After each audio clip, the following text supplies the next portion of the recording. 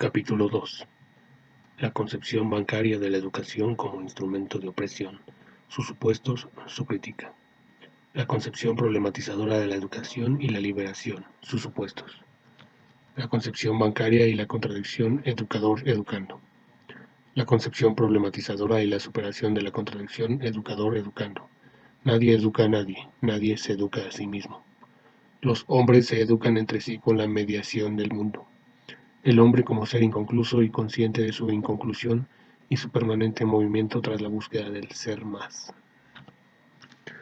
Cuanto más analizamos las relaciones educador-educandos dominantes de las escuelas actuales, en cualquiera de sus niveles o fuera de ella, más nos convencemos de que estas relaciones presentan un carácter especial y determinante, el de ser relaciones de naturaleza fundamentalmente narrativa, discursiva, disertadora, narración de contenidos que por ello mismo tienden a petrificarse o a transformarse en algo inerme, sean estos valores o dimensiones empíricas de la realidad, narración o disertación que implica un sujeto el que narra y objetos pacientes, oyentes, los educandos.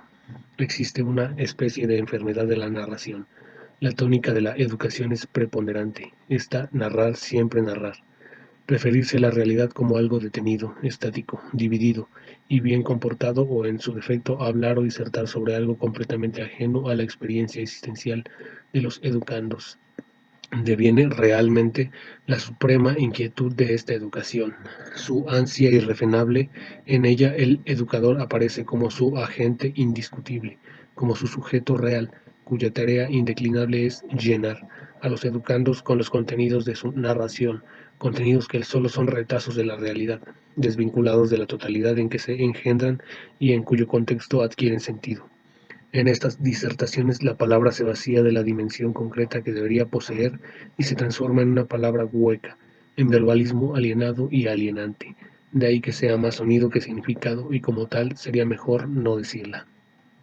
Es por esto por lo que una de las características de esta educación disertadora es la sonoridad de la palabra y no su fuerza transformadora.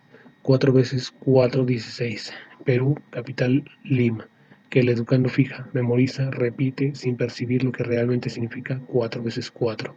Lo que verdaderamente significa capital en la afirmación Perú, capital, Lima. Lima para el Perú y Perú para América Latina.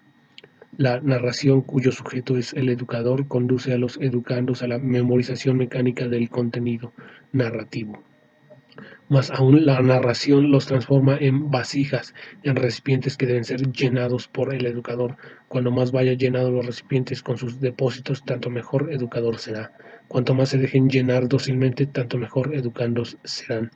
De este modo, la educación se transforma en un acto de depositar, en el cual los educandos son los depositarios y el educador siempre quien deposita. En vez de comunicarse, el educador hace comunicados y depósitos que los educandos, meras incidencias, reciben pacientemente, memorizan y repiten. Tal es la concepción bancaria de la educación, en que el único margen de acción que se ofrece a los educandos es el de recibir los depósitos, guardarlos y archivarlos, margen que solo les permite ser coleccionistas o fichadores de cosas que archivan. En el fondo, los grandes archivados en esta práctica equivocada de la educación, en la mejor de las hipótesis, son los propios hombres. Archivados ya que, al margen de su búsqueda, al margen de la praxis, los hombres no pueden ser. Educadores y educandos se archivan en la medida en que, en esta visión distorsionada de la educación, no existe creatividad alguna, no existe transformación ni saber, solo existe saber en la invención, en la reinvención, en la búsqueda inquieta, impaciente, permanente que los hombres realizan en el mundo y con los otros, búsqueda que es también esperanzada. En la visión bancaria de la educación, el saber, el conocimiento es una donación de aquellos que juzgan sabios a los que juzgan ignorantes, donación que se basa en una de las manifestaciones instrumentales de la ideología de la opresión, la absolutización de la ignorancia, que constituye lo que llamamos alienación de la ignorancia, según la cual ésta se encuentra siempre en el otro. El educador que aliena la ignorancia se mantiene en posiciones fijas, invariables, será siempre el que sabe, en tanto los educandos serán siempre los que no saben. La rigidez de estas posiciones niegan a la educación y al conocimiento como procesos de búsqueda. El educador se enfrenta a los educandos como su fisonomía necesaria. Reconoce la razón de su existencia en la absolutización de la ignorancia de estos últimos. Los educandos, alienados a su vez, a la manera del esclavo, en la dialéctica hegeliana, reconocen en su ignoración la razón de la existencia del educador, pero no llegan ni siquiera en la forma del esclavo, en la dialéctica mencionada, a descubrirse como educadores del educador. En verdad, como discutiremos más adelante, la razón de ser de la educación libertadora radica en su impulso inicial conciliador. La educación debe comenzar por la superación de la contradicción educador-educando. Debe fundarse en la conciliación que sus polos de tal manera que ambos se hagan simultáneamente educadores y educandos.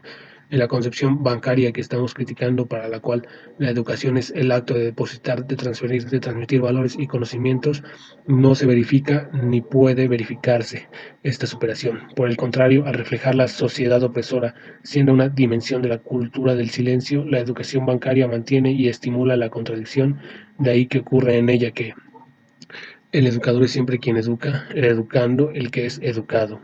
El educador es quien sabe, los educandos quienes no saben. El educador es quien piensa, el sujeto del proceso, los educandos son los objetos pensados. El educador es quien habla, los educandos quienes escuchan dócilmente. El educador es quien disciplina, los educandos los disciplinados.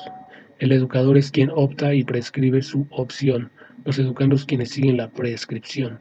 El educador es quien actúa, los educandos son aquellos que tienen la ilusión de que actúan en la actuación del educador. El educador es quien escoge el contenido programático, los educandos a quienes jamás escucha, se acomodan a él. El educador identifica la autoridad del saber con su autoridad funcional, la que opone antagónicamente a la libertad de los educandos. Son estos quienes deben adaptarse a las determinaciones de aquel. Finalmente, el educador es el sujeto del proceso, los educandos meros objetos. Si el educador es quien sabe y si los educandos son los ignorantes, le cabe entonces al primero dar, entregar, llevar, transmitir su saber a los segundos. Saber que deja de ser saber de experiencia realizada para ser el saber de experiencia narrada o transmitida. No es de extrañar, pues, que en esta visión bancaria de la educación, los hombres sean vistos como seres de la adaptación del ajuste. Cuando más se ejerciten los educandos en el archivo de los depósitos que les son hechos, tanto menos se desarrollarán en sí la conciencia crítica de la que resultaría su inserción en el mundo, como transformadores de él, como sujetos del mismo. Cuando más se les imponga pasividad, tanto más ingenuosamente tenderán a adaptarse al mundo en lugar de transformar, tanto más tienden a adaptarse a la realidad parcializada en los depósitos recibidos. En la medida en que esta visión bancaria anula el poder creado de los educandos o lo minimiza, estimulando así su ingenuidad y no su criticidad, satisface los intereses de los opresores.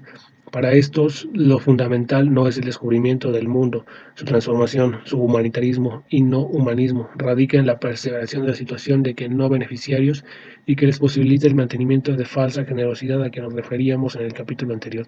Es por esta misma razón por lo que reaccionan incluso intensivamente contra cualquier tentativa de una educación que estimule el pensamiento auténtico, pensamiento que no se deja confundir por las visiones parciales de la realidad, buscando por el contrario los nexos que conectan uno y otro punto, uno y otro problema. En verdad, lo que pretenden los opresores es transformar la mentalidad de los oprimidos y no la situación que los oprime, a fin de lograr una mejor adaptación a la situación que a la vez permita una mejor forma de dominación. Para esto utilizan la concepción bancaria de la educación a la que vinculan todo el desarrollo de una acción social de carácter paternalista, en que los oprimidos reciben el simpático nombre de asistidos. Son casos individuales meros marginados que discrepan de la fisonomía general de la sociedad. Esta es buena, organizada y justa. Los oprimidos son la patología de las sociedades sanas, que precisan por esta mismos ajustarlos a ella, transformando sus mentalidades de hombres ineptos y perezosos como marginados, seres fuera de o al margen de. La solución para ellos sería la que fuesen integrados, incorporados a la sociedad sana de donde partirán un día renunciando como trasfugas a una vida feliz. Para ellos la solución estaría en el hecho de dejar la condición de ser seres fuera de y asumir la de seres dentro de. Sin embargo, los llamados marginados, que no son otros sino los oprimidos, jamás estuvieron fuera de, siempre estuvieron dentro de la estructura que los transforma en seres para otro. Su solución, pues, no está en el hecho de integrarse, de incorporarse a esa estructura que los oprime, sino transformarla para que puedan convertirse en seres para sí. Obviamente no puede ser el objetivo de los opresores, de ahí que la educación bancaria que a ellos sirve jamás pueda orientarse en el sentido de la concienciación de los educandos. En la educación de adultos, por ejemplo, no interesa a esta visión bancaria proponer a los educandos el descubrimiento del mundo, sino por el contrario preguntarles si Adá dio el dedo al cuervo, para después decirles enfáticamente que no, que Adá dio el dedo al ave. El problema radica en que el pensar auténticamente es peligroso. El extraño humanismo de esta concepción bancaria se reduce a la tentativa de hacer a los hombres su contrario, un autómata que es la negación de su vocación ontológica de ser más. Lo que no perciben aquellos que llevan a cabo educación bancaria, sea o no de forma deliberada, ya que existe un sinnúmero de educadores de buena voluntad que no se saben al servicio de la deshumanización al practicar el bancarismo. Es que en los propios depósitos se encuentran las contradicciones revestidas por una exterioridad que las oculta, y que tarde o temprano los propios depósitos pueden provocar un enfrentamiento con la realidad en movimiento y despertar a los educandos hasta entonces pasivos contra su domesticación y la de la realidad de la cual se les habla como algo estático, puede despertarlos como contradicción de sí mismos y de la realidad, de sí mismos al descubrirse por su experiencia existencial de un modo de ser irreconciliable con su vocación de humanizarse, de la realidad al percibirla en sus relaciones con ella como constante devenir. Así, si los hombres son estos seres de la búsqueda y su vocación ontológica es humanizarse, pueden tarde o temprano percibir la contradicción en que la educación bancaria pretende mantenerlos, y percibiéndola pueden comprometerse en la lucha por su liberación. Un educador humanista revolucionario no puede esperar esta posibilidad.